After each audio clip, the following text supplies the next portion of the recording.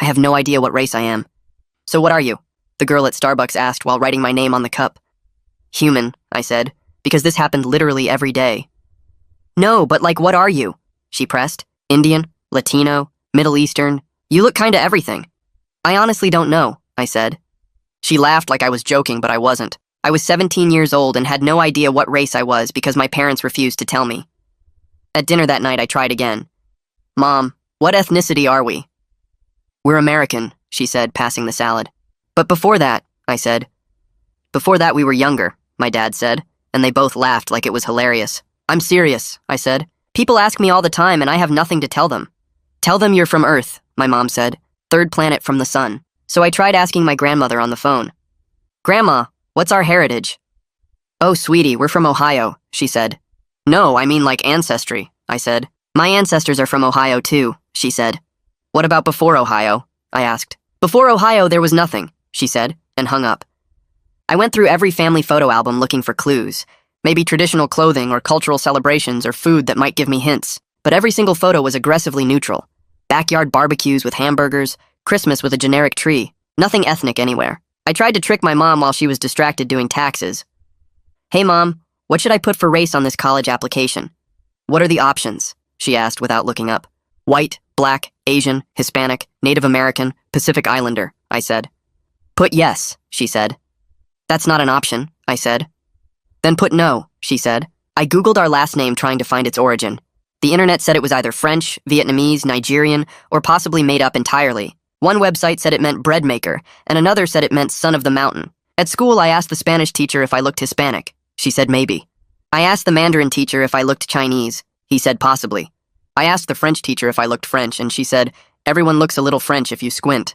I saved up money to buy a DNA test kit. When it arrived, my parents were waiting in the living room like an intervention. We can't let you do that, my dad said. Why? I asked. The companies sell your data, my mom said. I don't care about my data, I said. You will when you're older, my dad said, taking the kit. Trust us. I had my friend Jeremy order one to his house instead, but when I went to pick it up, his mom said my mom had called and asked her not to let me have it. They'd coordinated against me. I tried asking my doctor at my physical. So, what ethnic background would you say I am, medically speaking? That's not really a medical question, he said. But certain races have certain health risks, I said. I'd Googled some to prepare. Should I be worried about sickle cell? Tay-Sachs? Your parents said you might ask about this, he said. I'm not supposed to discuss it with you. You're my doctor, I said. I'm the family doctor, he said. I got desperate and went to the public library to research genealogy records. I searched for hours and found records for everyone with my last name going back to the 1800s. But when I got to my parents' generation, everything stopped. No birth records, no marriage licenses, nothing. That's odd, the librarian said, looking over my shoulder. It's like your family just appeared out of nowhere in 1999. That's 3 years before I was born, I said. Maybe they changed their names? She suggested. I searched for name change records but found nothing. Then I noticed something strange. The librarian had written down my parents' names to help search, but when I came back from the bathroom, the paper was gone, and she acted like she'd never seen me before. I was just here, I said. You were helping me with genealogy. I don't know what you're talking about, she said. The library is closing. It was 2 p.m. The library didn't close until 8. I snuck into my dad's home office looking for any documents that might list race or ethnicity. I found my birth certificate, but where it should have listed my parents' race, someone had put whiteout. Actual whiteout on an official document. When I held it up to the light, I could see something underneath, but couldn't make it out. What are you doing? My dad said from the doorway. Looking for answers, I said. You won't find them there, he said, taking the certificate. Then where? I asked. When you're 18, he said. We'll tell you when you're 18. That's in 6 months, I said. Then wait 6 months, he said. But I couldn't wait. I knew now that something weird was going on. So I convinced the school nurse to take a cheek swab for a biology project and mailed it to a DNA company myself. I had the results sent to Jeremy's email so my parents wouldn't know. 6 weeks later, Jeremy called me. The results are in. I went to his house and we sat at his computer. My parents thought I was at soccer practice. They had no idea I was about to find out what they'd been hiding my entire life. Ready? Jeremy asked with his finger on the mouse. Click it, I said. The results loaded and Jeremy's face went completely white. I looked at the screen and couldn't understand what I was seeing. The screen showed 43 people listed as half-sibling matches. Below that was an ethnicity breakdown that looked like someone had mixed together every possible ancestry test result. West African 18%, Eastern European 22%, South Asian 15%. Indigenous American 12%, Middle Eastern 20%, and a bunch of smaller percentages that added up to me being basically everything at once. My hands started shaking so bad I had to put the laptop down on Jeremy's desk before I dropped it. This explained why nobody could ever figure out what I looked like, but now I had about 1,000 new questions and 0 answers. Jeremy leaned over my shoulder and made a low whistling sound when he saw the list of matches. He pointed at the number 43 with his finger and said that couldn't be normal, that people don't usually have that many half-siblings. I grabbed my phone and started taking screenshots of everything before the page could disappear, or my parents could somehow find out and make it vanish like they did with everything else. I saved the ethnicity breakdown, the list of matches, the donor number that was apparently mine, all of it. Jeremy watched me screenshot for a solid 5 minutes without saying anything. I spent the rest of the afternoon on Jeremy's bed scrolling through the profiles of my half-siblings on his laptop. Most of them were between 15 and 25 years old, and they were scattered across 12 different states: California, Texas, Michigan, Florida, New York, Ohio, Pennsylvania, Georgia, Illinois, Washington, Colorado, Arizona. Some had posted in a message board asking if anyone else had the same donor number, which I now knew was mine too. Donor 4472. That was apparently what I was called before I became a person with a name. Several people had written things like, "Anyone else match with 4472?" and "Looking for 4472 siblings," and 4472 group chat link here. I clicked through to the group chat, but you needed an account to see it, so I made one using a fake email. That night at dinner, I could barely eat because I kept thinking about the results hidden in Jeremy's email account. My mom passed me the chicken and asked if I was feeling okay. I said I was fine, just stressed about college applications. Dad asked if I needed help with my essay, and I shook my head. Mom reached across the table and squeezed my hand, which she does when she thinks I'm upset about something. I had to resist the urge to pull away because all I could think about was how she'd been lying to me for 17 years. I went to bed early and told them I had a headache. I lay awake until 2 in the morning reading through the message boards where my half-siblings had been connecting for years. They shared photos in some of the threads, and I could see pieces of myself scattered across different faces. Someone in California had my nose exactly. Someone in Texas had my eye shape and the same way their eyebrows curved. Someone in Michigan had my chin and jawline. It was like looking at a puzzle of myself broken up and spread across the country in strangers' faces. Some of them looked more like one ethnicity than others, but we all had these similar features that showed up in different combinations. The next morning, Jeremy pulled me aside before first period started and told me something weird. He said his mom had worked at a fertility clinic about 15 years ago, before he was born. She was just a volunteer helping out in the office, but she'd mentioned it once when they were talking about medical stuff. The coincidence felt too big to ignore. I asked which clinic, but he didn't remember the name. He said he could try to find out if I wanted. That afternoon during study hall, I logged into the DNA website and messaged one of the half-siblings through their platform. I picked someone named Raj who seemed really active in the forums and had answered a lot of other people's questions. I kept my message simple and just said I'd just gotten my results and saw we were a match, then asked if he'd known about all this before testing. I hit send before I could overthink it, and then spent the rest of study hall refreshing my email waiting for a response that didn't come. My parents must have sensed something was going on, because they were extra attentive at dinner that night. Dad asked detailed questions about my day and what classes I had and how soccer practice went. Mom asked about my college essay and whether I'd finished my applications yet. Then Dad mentioned again that they'd tell me everything when I turned 18 in March, just a few more months, and they promised it would make sense then. I nodded and said okay, even though I already knew way more than they thought I did. I met with Becca Whitehead the next week to work on my college applications. She's my guidance counselor, and she'd been bugging me to finish the Common App for weeks. We sat in her office going through each section, and when we got to the demographic part, she asked how I wanted to identify racially. I stared at the checkboxes on her computer screen. White, black, Asian, Hispanic, Native American, Pacific Islander. My throat got tight and I couldn't make myself pick one. Becca noticed I'd gone quiet and asked if I was okay. I told her I honestly didn't know what to check because my parents wouldn't tell me our background. She got this careful look on her face, the kind adults get when they think something might be wrong at home. She asked if this was causing me distress, and I almost laughed because distress didn't even begin to cover 17 years of having no answer to the most basic question about myself. I left Becca's office and headed to my locker to grab my stuff before soccer practice. Jeremy was waiting by the water fountain near the gym like he always did on Tuesdays. I walked over and asked if I could talk to him about something important. He said sure, and we moved to the empty stairwell by the science labs. I brought up his mom working at that fertility clinic and asked if he could maybe find out which one it was, or if she remembered anything about donors or records. Jeremy's face changed immediately. He took a step back and shook his head. He said his mom had been getting weird phone calls from my mom for the past week, and she was really uncomfortable about the whole thing. I felt my chest get tight, I asked what kind of calls, and he said my mom kept asking his mom not to talk to me about the clinic or help me with anything related to it. I couldn't believe they were coordinating behind my back again. I told Jeremy I just needed information, and his mom might be the only person who could help me. He said he didn't want to be in the middle of this anymore, and it was making things weird between our families. I snapped that he was already in the middle by letting me use his email for the DNA test. He said that was different, and he was starting to regret it.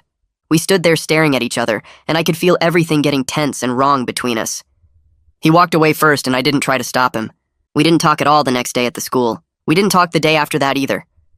3 days after I sent that message to Raj, I got a notification on my phone during math class. I waited until lunch to check it in the bathroom where nobody could see my screen. Raj had written back. He said, yeah, he'd found out about everything 2 years ago when he turned 18 and got access to his records. He said our donor was used a lot, way more than normal. He said there was a private group of half-siblings if I wanted to join where they shared medical information and tried to figure out who else was out there. He included a link to a private forum. I clicked it right away and it asked me to create a username. I made up a fake name because I wasn't ready for everyone to know who I was yet. The forum loaded and I saw dozens of posts going back years. I scrolled through thread after thread during the rest of lunch, sitting on the floor in the bathroom stall with my phone. The first thing I noticed was a pinned post at the top that said there were actually 62 confirmed half-siblings in the group. That was way more than the 43 who showed up on my DNA match list. Some people had never tested, or they'd used different companies that didn't share data. Everyone called our donor by a number instead of a name. Donor 4472. There were threads about trying to find him, and threads about medical history, and threads just for people to introduce themselves and share photos. I found the health concerns thread and started reading. My hands were shaking so much I almost dropped my phone. Multiple people reported having heart problems. One person wrote about arrhythmia that started when they were 19. Another person described something called cardiomyopathy that required surgery when they were 23. I had to Google what that word meant, and when I read that it was a disease of the heart muscle, I felt sick. Several other people mentioned autoimmune disorders, and there was a whole discussion in the comments about whether these were just coincidences or if they were inherited risks we all needed to know about. Someone pointed out that nobody had been able to contact the donor directly to ask about his medical history because the clinic had closed years ago and all the records were sealed. Another person said they'd tried to get information through a lawyer but hit a dead end. I kept reading until the bell rang for 5th period, and I was late to class. I called my family doctor's office that afternoon from my car in the school parking lot. The receptionist answered, and I asked to make an appointment for a heart screening. She asked why I needed one, and I said I was worried about heart disease running in my family. She put me on hold for a minute, and when she came back, she said I would need a parent to authorize any new tests since I was still a minor. I asked if I could just come in and talk to the doctor about it, and she said no. All new appointments for minors required parental consent. I hung up without saying goodbye. I sat in my car feeling trapped by my age and my parents' secrecy and a medical system that wouldn't let me access information about my own body. I had real health concerns based on what my half-siblings were reporting, but I couldn't do anything about it without my parents' permission. That night at dinner, I brought it up as casually as I could. I said some guys on the soccer team had to get heart screenings, and I thought it would be a good idea for me to get one too. Mom and Dad both looked up from their plates at the same time. They did that thing where they made eye contact with each other and had an entire conversation without words. Dad asked why I was suddenly worried about my heart.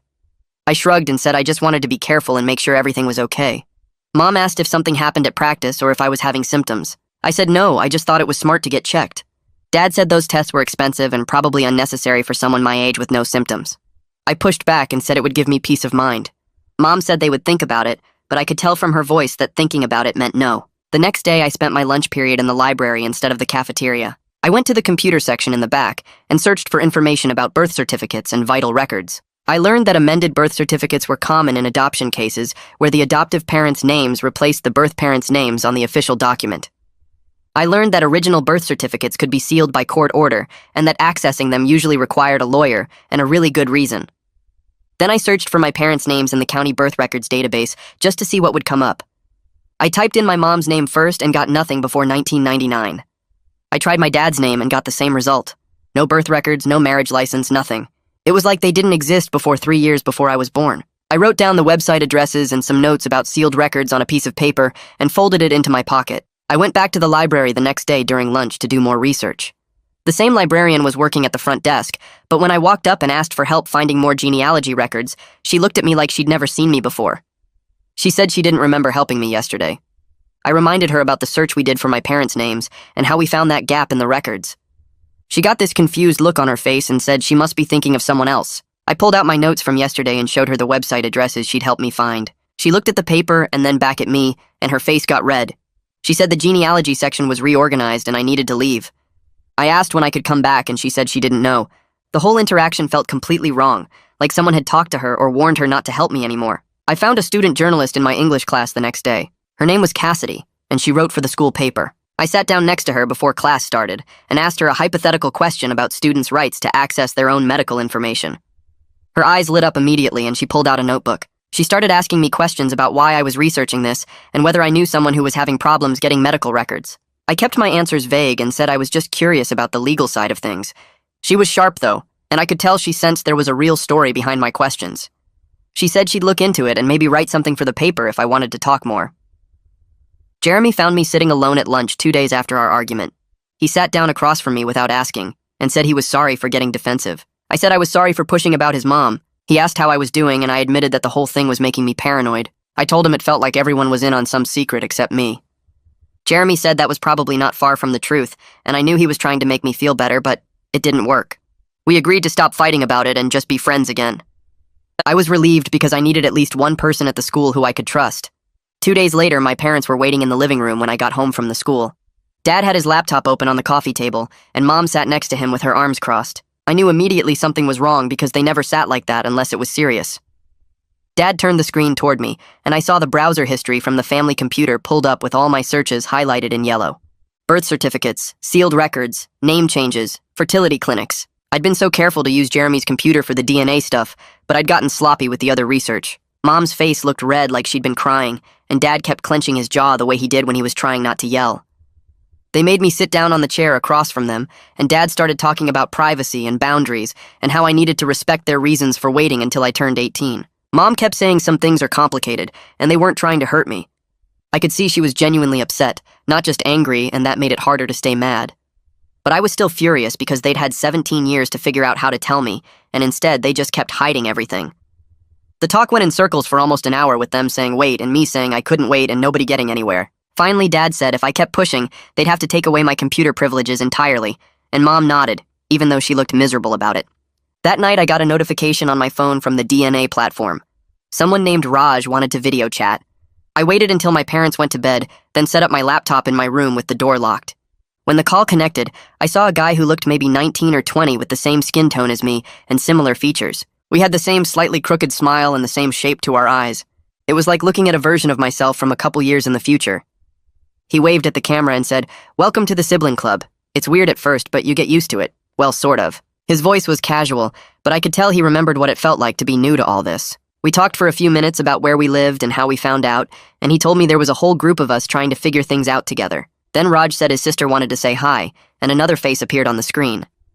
Sita looked younger than Raj, maybe 17 like me, and she had darker hair but similar features. She explained they lived in Minnesota and found out about each other through the same DNA test 2 years ago. She pulled up a document on her screen and showed me how the group had been trying to track down information about the clinic and the donor, but kept hitting dead ends. The clinic shut down 8 years ago after some kind of legal trouble, and all the records got sealed or destroyed. She said they had a private forum where everyone shared what they knew and tried to piece things together. There were medical histories and family trees and timelines of when people were conceived. It was way more organized than I expected. Sita said some people had managed to get partial information through lawyers, but most of the parents had signed agreements that kept everything locked down. Then Sita told me about Amaya, one of our half-siblings who had to get emergency heart surgery last year at age 24. She pulled up a photo of a girl who looked healthy and normal, smiling at a beach somewhere.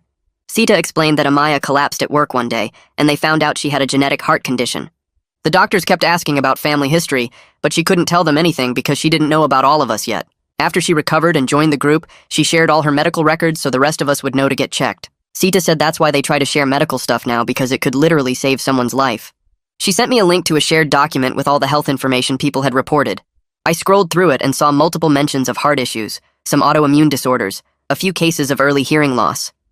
It was scary seeing it all laid out like that, knowing any of it could be waiting for me too. The next morning at breakfast, I brought up the heart screening again. I tried to sound casual and said I'd been reading that heart disease can run in families and I was worried about it. Dad looked up from his coffee and asked if someone said something to me about family health history. I could feel him watching my face for clues. I stayed vague and said I just wanted to be checked because some guys on the soccer team had to get screenings, and it seemed like a good idea. Mom and Dad did their silent communication thing where they just looked at each other for a few seconds. Finally, Mom said she'd look into it, but I needed to stop obsessing over things I couldn't control. Dad added that these tests were expensive, and I shouldn't go looking for problems that probably weren't there. I wanted to tell them about Amaya and the shared medical document, but I knew that would just prove I'd been talking to the half-siblings they didn't want me connecting with. At the school the next day, 3 different people asked me if it was true that I didn't know what race I was. The first was a girl from my math class who cornered me at my locker before first period. Then 2 guys from the soccer team brought it up at lunch like it was some kind of joke. Apparently someone had overheard me talking to Cassidy about identity stuff, and the rumor spread through the school overnight. I felt exposed and angry, like my private struggle had just become school gossip for people to talk about in the hallways. By last period, I couldn't take it anymore. I grabbed my stuff and walked out of class, told the hall monitor I felt sick, and drove around town for an hour instead of going home. I ended up parked at the empty soccer fields, just sitting in my car trying to calm down. My phone buzzed with texts from Jeremy asking where I was, but I didn't answer. The next morning, Cassidy found me in the parking lot before school started. She walked up looking guilty and said she needed to apologize. She explained she'd mentioned my questions to another reporter on the school paper, without using my name, but people figured it out anyway. I could tell she felt bad about it, but that didn't make me less mad. Then she said she wanted to make it up to me by helping research sealed records and minor rights. She'd already started looking into it and had some information about legal processes. I was too tired to stay mad at her, and honestly, I needed whatever help I could get. We agreed to meet in the library during lunch to go over what she'd found. That weekend, my parents got a phone call from the school counselor about my distress regarding family identity issues. I wasn't there when the call happened, but I heard them talking about it in the kitchen afterward. When they called me downstairs, the conversation got explosive fast. Dad accused me of making them look bad and embarrassing the family by talking about private stuff at the school. Mom started crying and saying they'd tried so hard to give me a normal life. I yelled back that normal includes knowing basic facts about yourself and not having to lie when people ask simple questions. Dad said I was being dramatic and ungrateful. I said they were being secretive and controlling. Mom said I didn't understand how hard this was for them. I said they didn't understand how hard it was for me to live 17 years not knowing who I was. We went back and forth until I was shouting and Mom was sobbing and Dad told me to go to my room. I locked myself in and pulled out the hidden phone to message the half-sibling group. I typed out everything that had happened with my parents and the school counselor and feeling like I was losing my mind. Within an hour, I had responses from 12 people sharing their own stories. Rory from Michigan said he didn't speak to his parents for a year after finding out they'd lied to him his whole life. Dinesh from 2 towns over said his parents still won't acknowledge the truth, even though he's shown them the DNA results. Someone named Maya said her mom finally admitted everything, but only after Maya threatened to cut off contact completely. Reading through all the messages made me feel less alone, but also more angry that this was such a common experience. All these parents making the same choice to hide the truth, and all these kids dealing with the same confusion and anger. On Monday, Cassidy found me after school and said she'd connected with someone who might be able to help.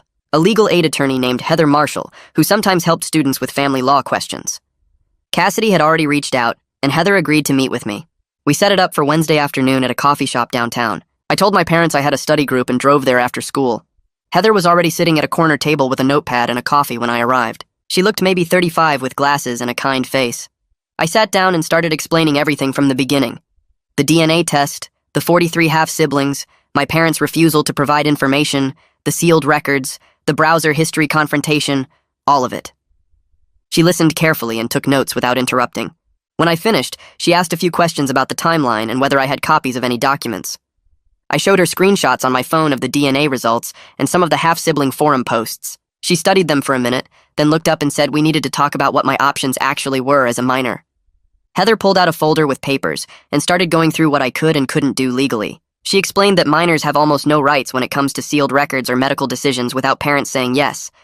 The system protects kids, but sometimes that protection becomes a wall, she said. I could try to ask a court for my original birth certificate, but I'd need a lawyer and my parents would find out right away. The whole process could take months or even years and might not work. She wrote down some names of lawyers who handle this stuff, but warned me they cost money I probably didn't have. I left the coffee shop feeling more trapped than before. That night, I Googled the county records office and found a supervisor named Ken Roman who dealt with birth certificates and sealed records. I waited until my parents were both at work the next day and called from Jeremy's phone. I told Ken I was doing research for a school project about sealed records. He seemed happy to explain how it all worked. He said name changes and sealed records happen a lot in adoption cases and in legal settlements with fertility clinics. If there was a settlement, those records usually get locked up really tight, he said. Sometimes courts seal everything as part of the agreement.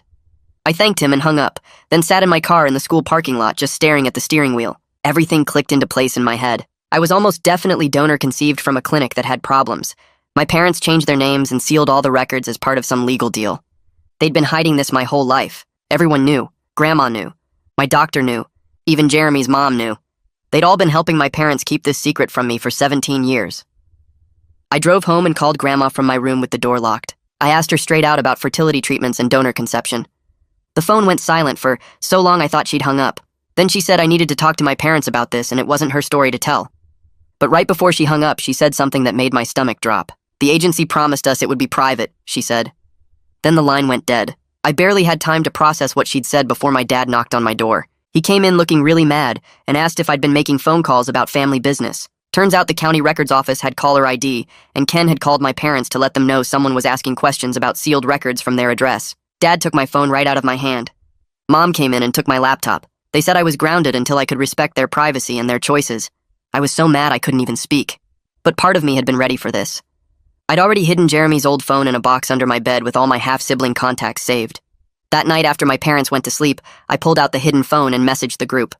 Within an hour, Dinesh responded. He lived only 30 minutes away and offered to meet in person. We set it up for Saturday at a park between our towns. I'd tell my parents I had soccer practice. Jeremy said he'd cover for me if anyone asked. Saturday morning, I drove to the park and found Dinesh sitting at a picnic table near the playground. When I walked up, I felt weird because we looked similar enough that people might think we were cousins or even brothers. Same skin tone, same height, similar face shape. We shook hands and sat down and he started telling me his story. He found out at 16 when his parents finally told him after he kept pushing. His parents had also changed their names. He'd been fighting for information for 2 years now. It gets a little easier, he said, but the anger doesn't really go away.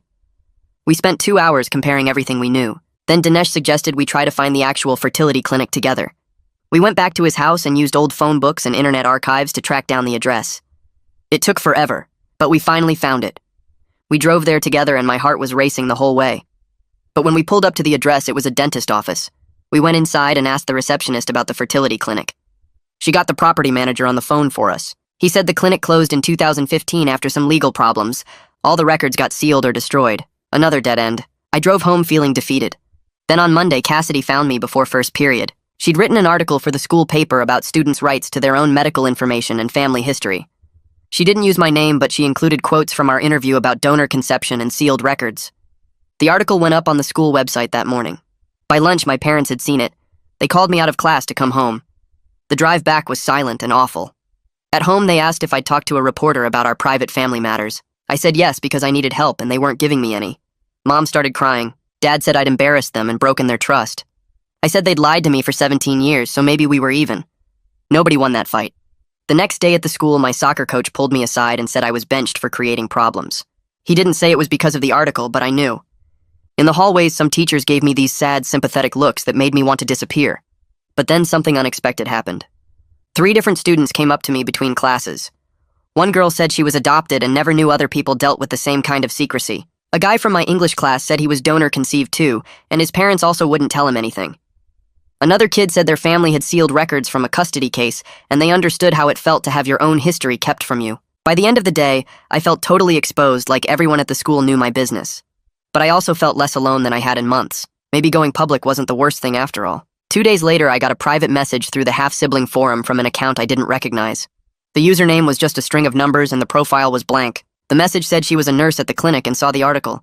She could tell me some things off the record, but couldn't be named because she signed an NDA.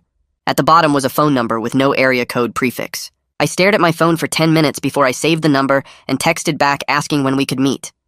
She replied within seconds with an address for a diner in the next town over and a time for that Saturday. I told my parents I needed to study at the library for a big test. Mom offered to drive me, but I said Jeremy was picking me up. The lie came out so smooth it scared me a little. Saturday morning, I drove 40 minutes to the diner and parked in the back lot where my car wouldn't be visible from the road. Inside, the diner smelled like coffee and bacon grease. A woman sitting alone in a corner booth raised her hand slightly when I walked in. She looked tired in a way that went deeper than just needing sleep. Her name was Jessie, and she was probably in her 50s with gray streaks in her brown hair. I slid into the booth across from her, and she pushed a menu toward me even though neither of us ordered anything except coffee. She got straight to the point once the waitress left. The clinic used donor 4472 way more than recommended, over 100 times in a small geographic area. She said the doctor wanted to maximize profits and didn't care about the guidelines that said donors shouldn't be used more than 25 times. When families started figuring it out and kids started meeting each other accidentally at the school or sports, there were lawsuits. That's why everything got sealed. She stirred sugar into her coffee and wouldn't look directly at me while she talked. I asked her how many of us there really were, and she said she didn't know the exact number, but it was over 100 confirmed. Some families never found out and some kids never tested. The donor was screened for basic genetic issues, but not thoroughly. When health problems started showing up in the offspring, the clinic didn't follow up. They just paid families to go away quietly. She said there were settlements with probably 20 families, and all of them had confidentiality clauses. Your parents probably got money to cover future medical costs and agreed never to pursue the donor's identity or sue again. I asked if she knew the donor's name, and she shook her head. The clinic used numbers only, and she was just a nurse who handled paperwork and scheduling. She never met any of the donors face-to-face. Before she left, she said she was sorry for what happened to all of us kids. Then she put $20 on the table for the coffee we didn't drink and walked out. I sat there for another 15 minutes trying to process everything. Then I drove straight to Heather's office, even though it was Saturday, and I didn't have an appointment. She was there doing paperwork and let me in when I knocked. I told her everything Jesse said about the settlements and the NDAs and the donor being used over 100 times. Heather listened and took notes on a yellow legal pad.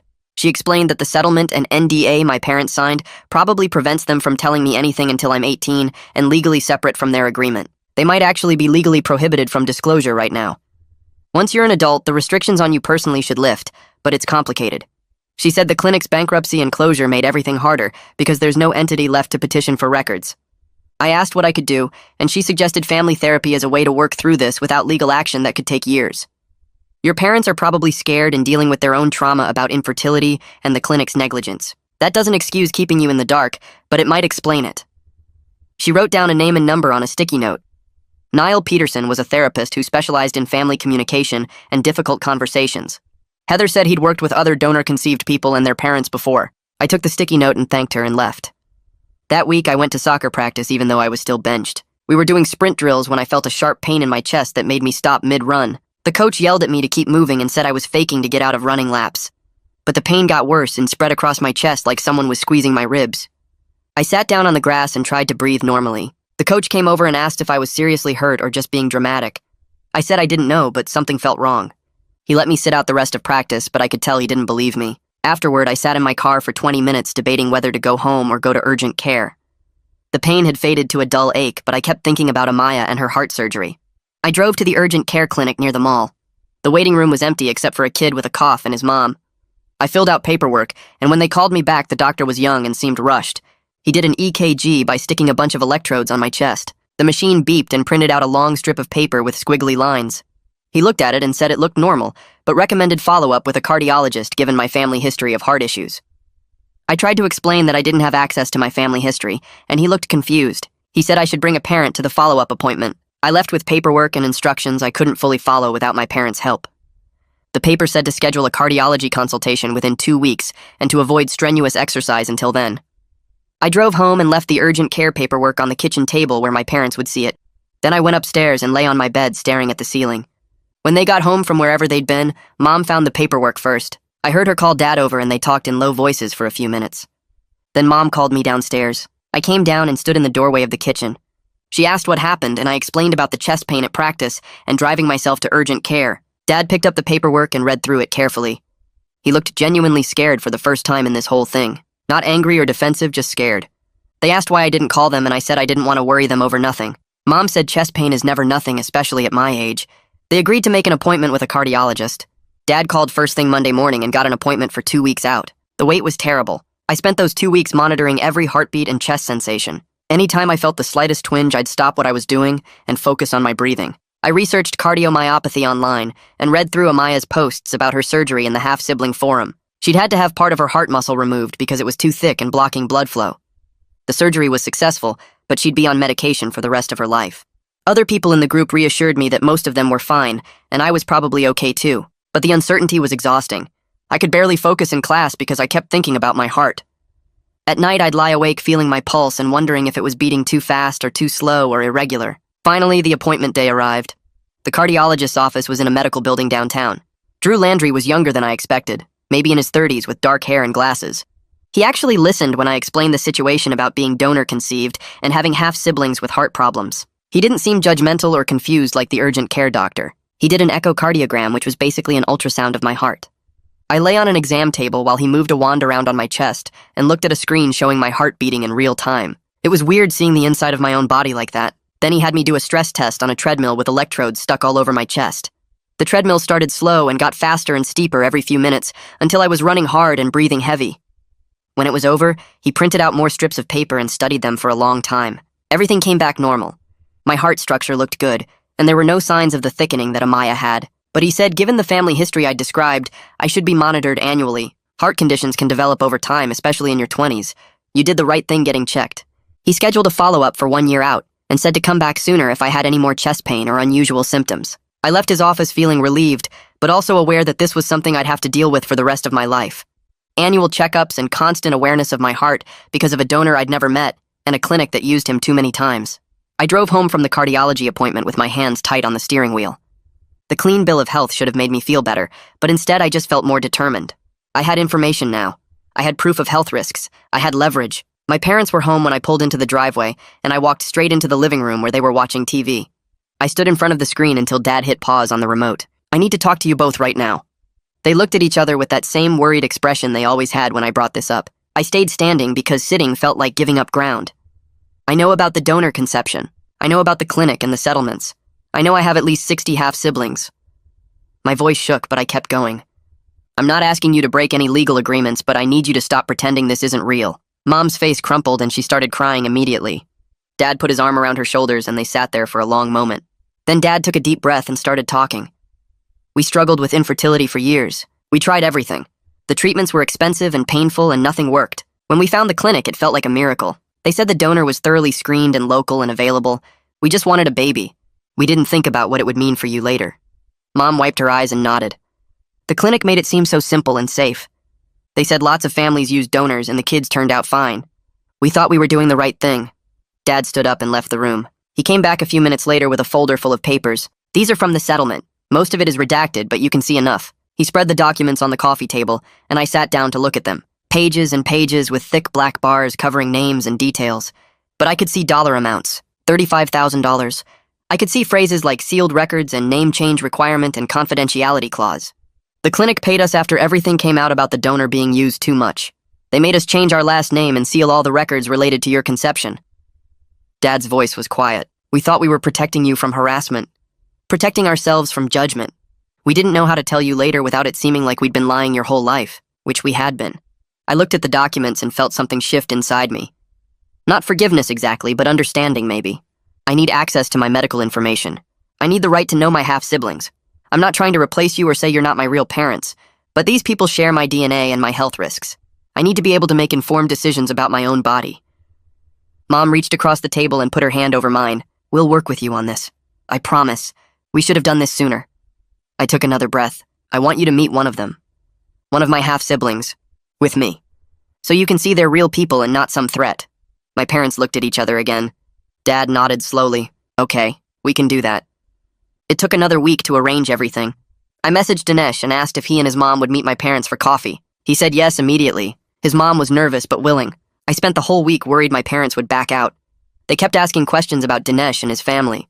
What's he like? How old is he? Does he look like you? I answered everything honestly. The morning of the meeting, I could barely eat breakfast. We drove to a coffee shop in a town between ours and Dinesh's. Neutral territory. My parents were quiet in the car. When we walked in, Dinesh and his mom were already sitting at a corner table. Dinesh stood up when he saw us, and I could see my mom's face change. The resemblance was obvious even from across the room. We sat down and nobody knew what to say at first. Then Dinesh's mom pulled out her phone and started showing pictures of Dinesh when he was little. My mom leaned forward to look and I saw tears in her eyes. You looked exactly like that. Exactly. The same smile. Dinesh's mom nodded. When we first saw the DNA results, I thought there was a mistake. But then I found the old clinic paperwork and it all made sense. The two moms started talking about the clinic and the secrecy and the fear of judgment. Dinesh and I sat quietly and let them work through it. By the end of the hour, my parents seemed less defensive, less scared. Dad shook Dinesh's hand before we left and said thank you for meeting us. On Monday, Cassidy found me at my locker before first period. She looked nervous. I wanted to apologize again for how the article affected you. I told her it actually helped. It led to someone from the clinic contacting me with information. It pushed my parents toward honesty. She relaxed a little. If I write any follow-up pieces about donor conception rights, I'll run them by you first. You can choose whether to be involved. That afternoon, I had an appointment with Becca Whitehead to finish my college applications. We sat in her office with all the forms spread out between us. When we got to the race question, she looked at me carefully. What do you want to do with this? I thought about all the boxes. White, Black, Asian, Hispanic, Native American, Pacific Islander. I don't identify with any single category. Can I just check prefer not to say? She nodded. That's a valid choice. Then she helped me brainstorm essay topics. What about writing about navigating uncertainty? About advocating for yourself when you don't have all the answers? I started writing that night, and the essay came together faster than anything I'd written before. It was about learning that some questions don't have simple answers, and that's okay. About how identity is more than checkboxes. About how sometimes the search for answers teaches you more than the answers themselves. When I brought the draft to Becca the next week, she read it twice. This is the most authentic essay I've read all year. It's you. The next day, I found Jeremy in the cafeteria. I need to apologize for putting you in an awkward position with your mom. For dragging you into this whole mess. He shook his head. I understand why you were desperate. I'm glad things are getting better with your parents. You're still the same person you always were. You just know more about where you came from now. It was simple, but it helped. That night, I got a message from Jesse with a list of attorneys who specialize in unsealing donor conception records. You have rights as an adult that you don't have now. Don't give up on getting the full story. I saved the list and started researching what the process might look like after my birthday. 2 days later, Jesse sent me a message through the half-sibling forum with an attachment. The file contained a list of 5 attorneys who specialized in unsealing donor conception records, along with brief notes about their success rates and fee structures. Her message said I should contact them after I turned 18, because I would have rights as an adult that I didn't have now. She added not to give up on getting the full story. I saved the list to a folder on my laptop and spent the evening researching each attorney and reading about the legal process for petitioning courts to unseal sealed records. Most articles said it could take 6 months to a year, and success wasn't guaranteed. But having the information made me feel like I had a plan, instead of just waiting helplessly. The following Tuesday, I joined a video call with the larger half-sibling group using my real name this time, instead of the fake username I'd been hiding behind. About 20 people were on the call from all over the country, and we went around the screen sharing our stories about how we found out and what happened after. Some had known since childhood because their parents told them early. Others found out as adults when they took DNA tests for ancestry or health reasons. Several were still fighting with their parents who refused to acknowledge the truth or blocked them from accessing information. The similarities in our experiences felt both comforting and sad. Toward the end, someone asked if I planned to try contacting the donor when I turned 18. I said I wasn't ready to decide that yet because I was still processing everything and figuring out what I needed. A few people nodded like they understood that hesitation. Thursday afternoon, my parents and I had another session with Niall where we talked about what progress looked like going forward. My parents agreed to stop blocking my access to medical information and to support my relationships with my half-siblings instead of treating them like a threat. They also agreed to give me whatever information they legally could when I turned 18, even though some details would still be sealed by the settlement. It wasn't everything I wanted, but it felt like real progress after months of stonewalling and deflection. Niall said we were learning to communicate honestly, instead of avoiding hard topics, and that was significant growth for our family. Saturday morning, Dad asked if I wanted to go for a run with him, just the two of us. We drove to the trail by the reservoir and started jogging in silence for the first mile. Then he started talking about how scared he and Mom were when they couldn't have kids, and how the clinic made them feel like failures when the treatments kept not working. He said they thought using a donor would solve everything and give them the family they wanted, but they didn't think about what it would mean for me later. He admitted they handled this badly and were so focused on protecting themselves from judgment and harassment that they didn't think about what I needed. I told him I was still angry about the lies and the years of deflection, but I was trying to understand their perspective too. We ran another 2 miles without talking, and it felt like something between us had shifted slightly. The acceptance letter arrived in early December from the in-state university with a decent scholarship and a solid program. I opened it at the kitchen table and just stared at the congratulations paragraph for a minute. It felt like a small victory, even though it didn't solve the bigger questions about my identity or give me the answers I'd been searching for. I was learning that life kept moving forward, even when you didn't have all the answers you wanted, and sometimes you had to make decisions with incomplete information. That afternoon, I called Drew Landry's office and scheduled my own follow-up cardiology appointment for next year, putting it in my phone calendar. Taking charge of my own health monitoring felt like a step toward adulthood and independence. His office sent me the intake paperwork, and I filled it out myself, including the family history section, where I listed the heart conditions reported by my half-siblings in as much detail as I had. I met with Heather one more time the following week to prepare for petitioning to unseal my records after my 18th birthday in March. She spread out forms and explanations across her desk and walked me through the process step by step. She explained it would take months and might not succeed because courts were often reluctant to break sealed settlements, but I had the right to try. She said advocating for myself mattered regardless of the outcome. I left her office with a folder full of forms and instructions and a clearer sense of what the next year might look like. At our next family dinner, I asked my parents direct questions about the clinic and the donor and the settlement instead of dancing around the topic. They gave me direct answers instead of jokes or deflections. They couldn't tell me everything because of the legal agreements, but they told me what they could about the timeline and the process and why they made the choices they made.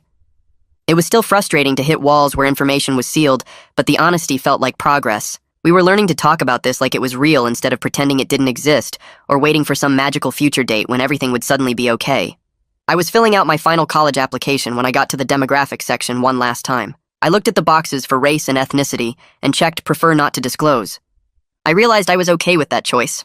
I didn't have all the answers about my identity, and I might never have them completely, but I knew who I was as a person. I had a plan for getting more information when I turned 18. I had a community of half-siblings who understood what I was going through. I had parents who were finally being honest with me, even if they couldn't tell me everything. It wasn't the ending I imagined when I first saw those DNA results at Jeremy's house, but it was real, and it was mine. That's where we'll end today's story. Thanks for being here. It really makes a difference knowing these words reach someone. I hope it added a bit of warmth to your day. Subscribe if you'd like to keep sharing stories like this together.